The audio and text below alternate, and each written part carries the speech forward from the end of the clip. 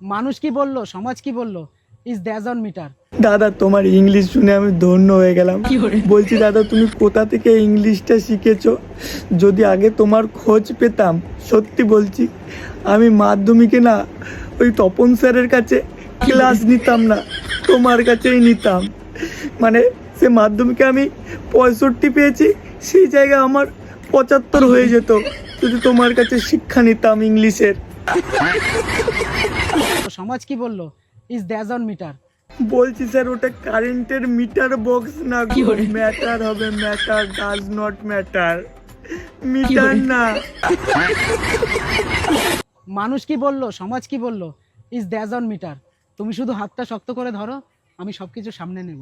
Sir তোমার এই কথাবার্তা শুনে আমি একটা জিনিসই শিখতে পারলাম, সেটা হলো তুমি যদি পরীক্ষার খাতায় ভুলও করো না, মানে জীবনে কোনো ভুলও করো, লোকে কি বলছে বলুক, মানে আমি ভুল করেছি সেটাও ঠিক।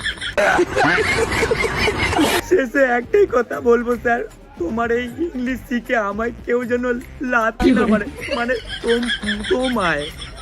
ঠিক আছে স্যার, নমস্কার, ভালো থাকবেন।